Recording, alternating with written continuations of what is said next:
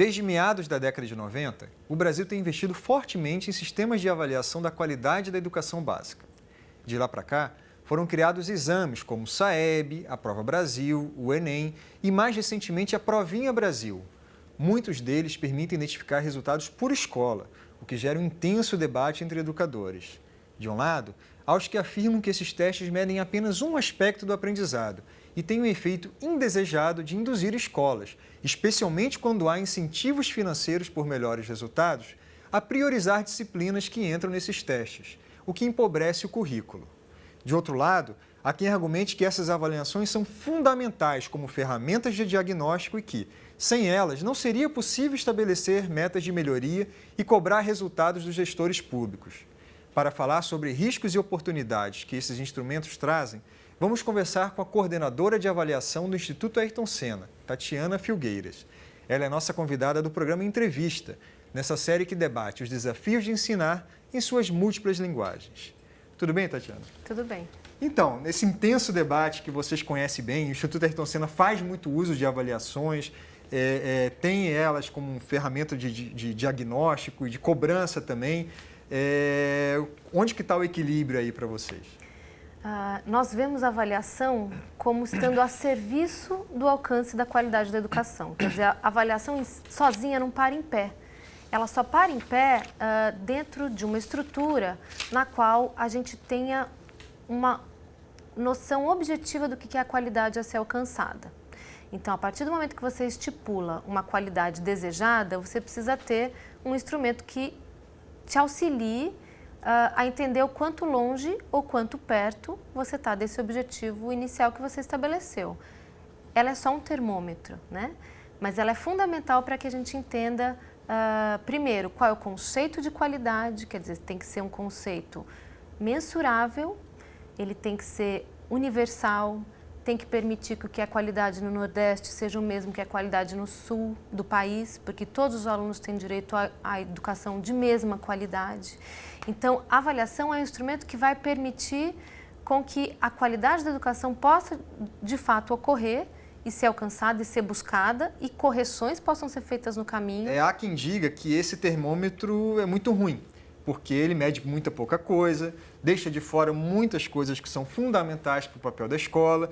Então, tem também, entre muitos educadores, alguns muito respeitados, com um posicionamento bastante forte, que são totalmente contrários a esse tipo de avaliação que cada vez mais tem se disseminando, não só no Brasil, mas no mundo. Qual resposta vocês dão a esse tipo de crítica? Concordo com você. A avaliação, como está implementada hoje, ela tem sido bastante reducionista. Inclusive, a gente vê iniciativa nos Estados Unidos, por exemplo, que é um consórcio onde todas as avaliações padronizadas do país estão sendo redesenhadas, exatamente pela noção de que hoje em dia o que está se medindo é muito pouco. A gente está medindo muito pouco do que é importante que as crianças desenvolvam enquanto estão no período escolar. Então, esses testes eles estão sendo repensados. Hoje em dia, as avaliações elas acabam estando muito focadas no que é o conhecimento adquirido. Por mais que se advogue que a gente deva abandonar a questão da avaliação da competência e pensar na habilidade, a gente deixa de pensar no conteúdo e começa a pensar na habilidade, existe muita dificuldade em como medir essas coisas, né? Então, o que a gente está deixando de fora dessas avaliações? Acho que as competências todas que são conhecidas hoje como competências não cognitivas estão ficando de fora. E tudo que tem a ver com o cognitivo e que não é aferido por proficiência e inteligência medido por QI, também está ficando de fora. Então, assim, toda a forma de raciocinar, criatividade, curiosidade, motivação, foco, disciplina. Hoje em dia a gente sabe que para aprender matemática você precisa muito mais do que inteligência. Você precisa ter disciplina, foco, precisa conseguir protelar a gratificação.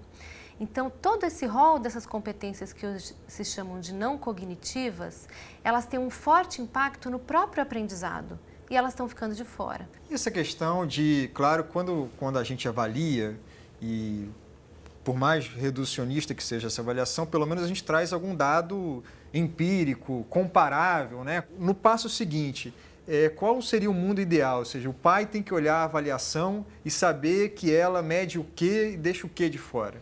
Acho que o pai tem que olhar a avaliação para cobrar da escola, que seja pública, que seja privada, mas a avaliação é um instrumento importante também para que os pais possam acompanhar o desempenho da escola como um todo, possam cobrar dos professores, do diretor, o acesso a uma educação de qualidade que seus filhos têm direito. Então, ela é um instrumento também de controle social, né? Não é um instrumento só de governança e de responsabilização das instâncias públicas responsáveis pela escola. E ela induz melhoria, essa cobrança, pelo que a gente conhece do Brasil, de outros países também que já há mais tempo adotam isso, inclusive com dados por escola. Essa cobrança gera melhoria ou gera só tensão e pouco contribui? Um exemplo do próprio Instituto. A gente, enfim, desde o início do Instituto, trabalha com o que hoje se conhece como sendo as metas do próprio IDEB, com exceção da questão do financiamento, que é uma das metas do Todos pela Educação. Outras 4 metas que têm a ver com aprendizado e com fluxo, que foram criadas no bojo do compromisso Todos pela Educação, são muito parecidas com o que o MEC tem hoje como sendo o IDEB, e o Instituto já trabalha com essas mesmas metas desde praticamente da sua fundação há 20 anos atrás. Uma pesquisa foi feita pelo Ricardo Paes de Barros, que mostrou que no período de 6 anos, os municípios, 924 municípios que tinham parceria com o Instituto Ayrton Senna, tinham melhorado a taxa de aprovação de primeiro a quarto anos 11 vezes mais rápido do que os municípios que não tinham parceria. E eu estou falando de um período no qual a gente não tinha o IDEB como um instrumento de medição da qualidade da educação no Brasil. O simples fato dos municípios com quais nós trabalhávamos, ou seja, quase 1000 municípios, terem alinhados as metas de forma quantificável, colocava o esforço das políticas educacionais apontando para uma direção que era a direção que se queria alcançar.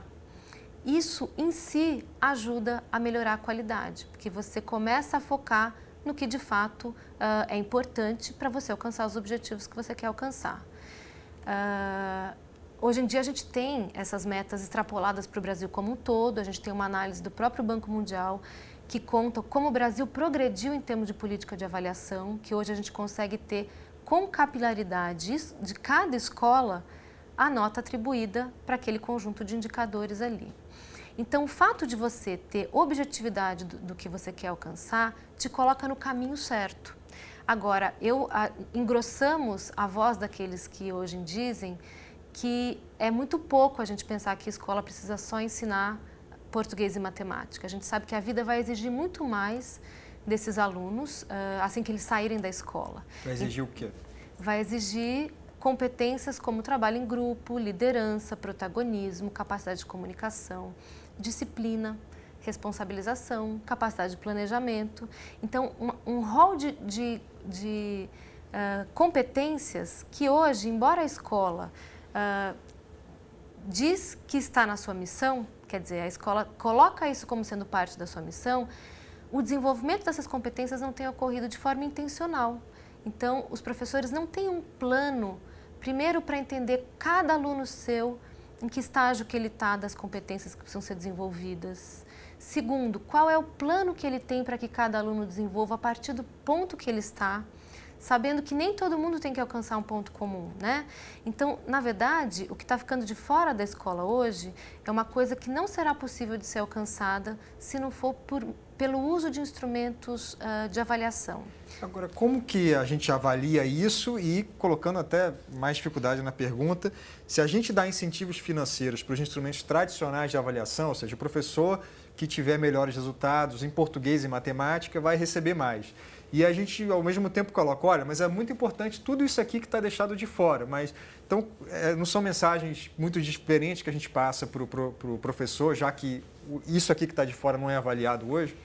O que une essas duas pontas que você acaba de trazer é o seguinte: desenvolver essas competências contribui para alcançar as metas.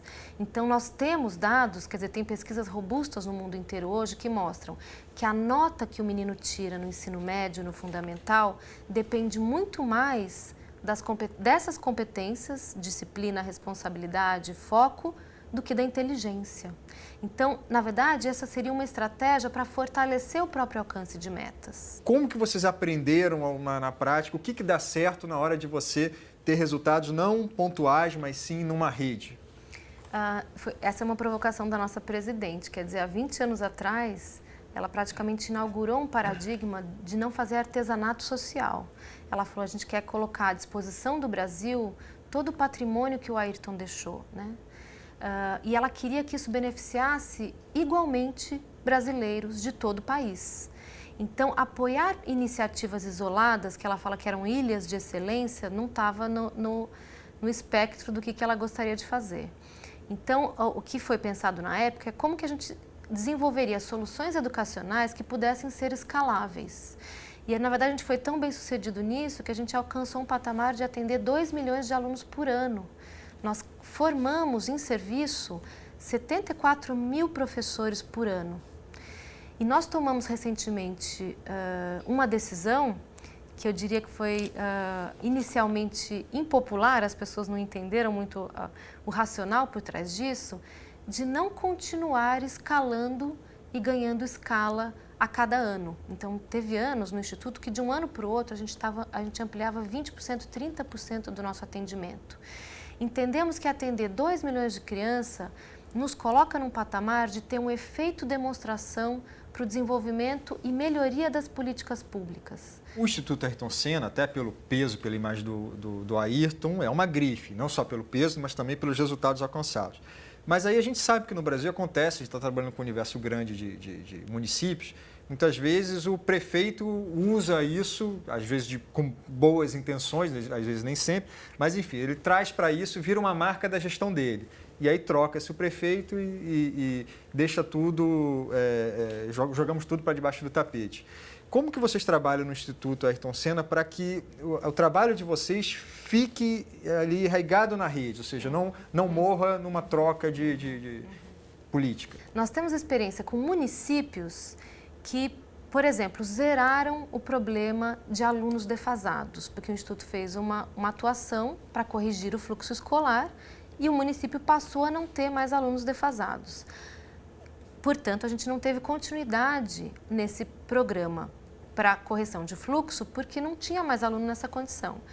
Como o pai percebia que o aluno estava tendo um atendimento diferenciado, com material específico, com professora capacitada, eles foram até a prefeitura solicitar que o programa não terminasse no município. Ou seja, eles estavam reivindicando a continuidade de um programa que foi desenhado para resolver um problema que já tinha sido resolvido, porque a população imediatamente percebeu que o filho passou a levar a lição de casa. Existem coisas muito tangíveis que o pai percebe quando a educação do filho melhora. E acho que problema nenhum que isso se reverta em votos, se o trabalho estiver sendo bem feito por parte do gestor municipal. Agora, como garantir a continuidade dessas políticas? Essa é uma excelente pergunta. Nós temos municípios parceiros que estão conosco há mais de 12 anos e eu diria que a continuidade, ela depende de 2 fatores. Um é da competência técnica. Você precisa ter os profissionais da rede e das escolas capacitados para dar continuidade daquilo. Mas isso não é só. A segunda parte aí dessa equação é a questão do compromisso político. Então, felizmente, acho que por conta do nome do Ayrton, é muito comum que o sucessor queira dar continuidade. Mas isso é um privilégio nosso. A gente sabe que essa questão de continuidade nas políticas é crucial para que a gente não tenha retrocesso e que a gente possa garantir os avanços. Eu brinco que nós somos o sindicato dos alunos. Então, a gente está ali para garantir que não haja retrocesso sempre que um avanço é dado em direção à melhoria da qualidade e do benefício do aluno. Tatiana, muito obrigado pela sua presença. Obrigado a vocês que nos assistiram e até o próximo programa.